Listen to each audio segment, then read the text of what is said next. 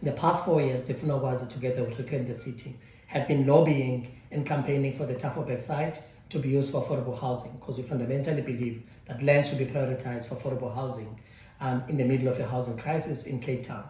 This is a city that has got a deep and violent history of dispossession and displacement of Black people, and that site is suitable for affordable housing to accommodate the workers of the city. Watch this timeline to see some of the work that Reclaim the City and the Funogwazi, including our partners, that we have been doing in the past 4 years. Mandla. There is about 1.1 hectares around the Tafelberg school that can be developed, but that is not enough land to make affordable, let alone social housing viable. That's a lie. That is a lie. That is a lie. The social housing companies are ready to do it. Can I just finish But answering it is a the lie. question? But it is a lie. We'll be back here in our thousands.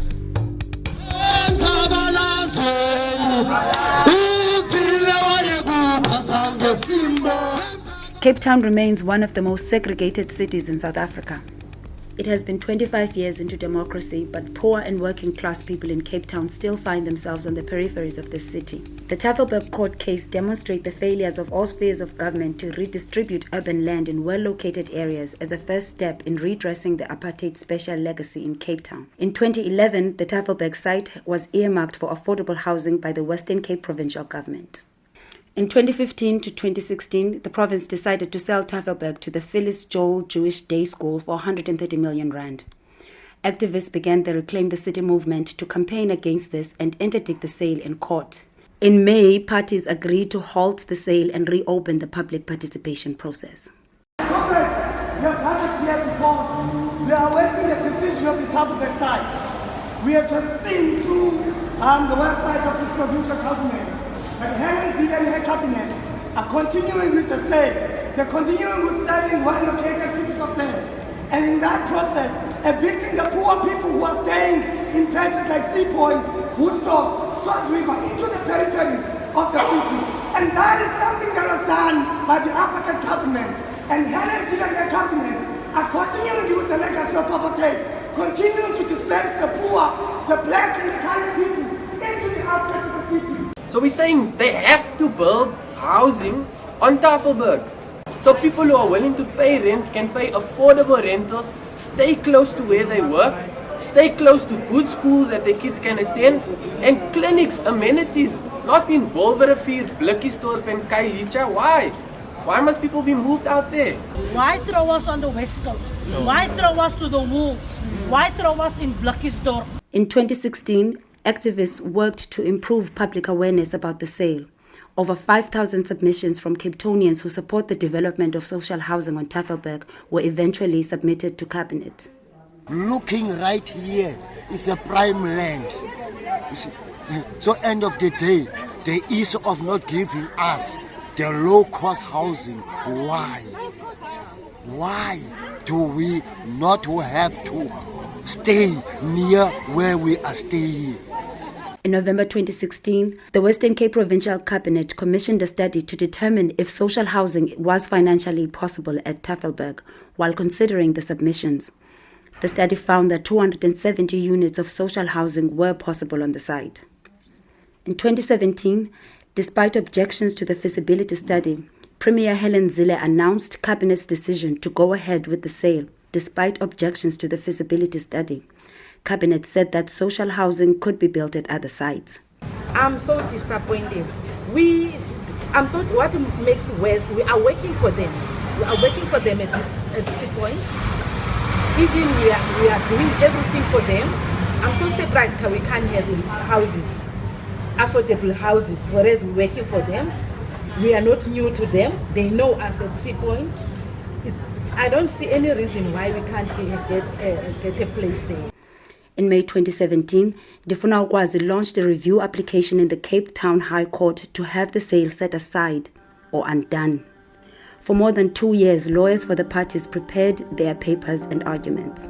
This struggle in Sea Point has been an ongoing thing in Sea Point for many, many years. Cape Town now today actually is less dense than it was 50 years ago. At a time where, for example, District 6, people were living there, people have been moved out. There hasn't been something matched to bring people back into the city. And so really Cape Town looks like and feels like and is an apartheid city.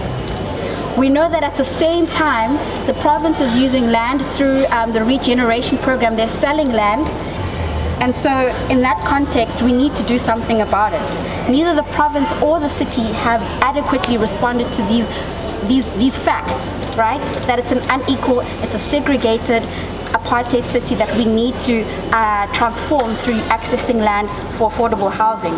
One of the things that we're asking the court to do is look at this obligation and say it's not just about where you provide housing, it's about where you provide access to land so that you can address the obligation to redress spatial apartheid.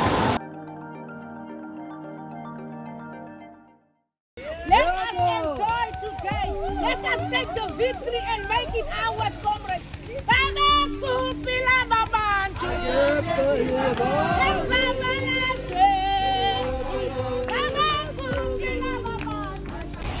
Today we received judgment in the Tafelberg matter concerning the parcel of property behind me, which is owned by the provincial government. We've challenged for the past few years that this piece of land, which had previously been earmarked for affordable housing, should not have been sold for short-term capital injection to a private party. Today, the court's judgment affirmed our position by saying firstly that the provincial government today, together with the city, have an obligation to use land to redress spatial apartheid and have failed to do so.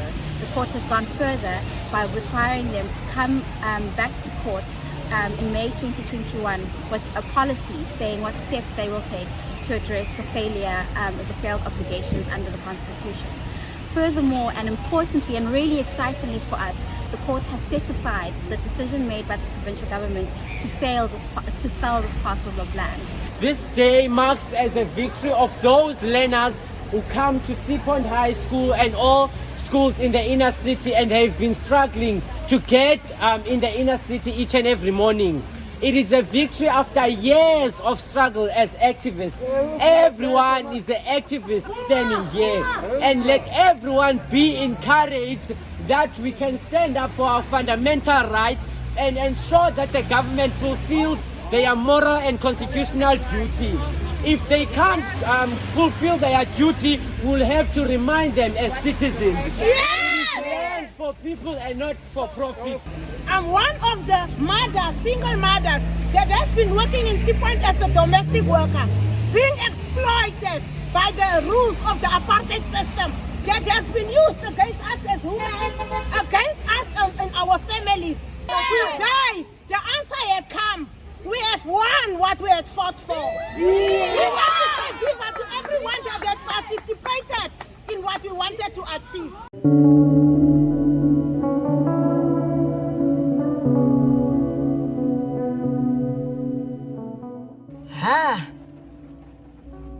Ndilapha ngoku kuyanetha kwenzeka yonke into andikwazi kwenzani nix ndi-disable kodwa I'm over the moon. I can't even tell kumini shantoni kum apha ngoku kusekenziwe kakhulu apha kule high court besikade singalali kusiwa kuyo sivuka sisiye kuyo ingathi siyadlala abelungu esithi siyadlala nabanye abantu hayi suka siyadlala komntu azohlalisa ipoint omnyama abelungu bavumele loo nto leyo ibhindawo yebusiness le singabeba ngoku sawusetha umzekelo waloo nto leyo sizawuhlala apha esipoint akhange sithi sifuna uhlala free sifuna affordable houses. We must challenge government in each and every piece of land that's well located. Black lives do matter even now, and it doesn't just matter in terms of equality, but also us being acknowledged by getting bases to stay in well located areas. Amandla! Viva Reclaim the City, viva! Viva! Viva Nifunukwazi, viva! Viva! Viva Progressive Lawyers, viva! Viva! Viva Occupiers, viva! Viva!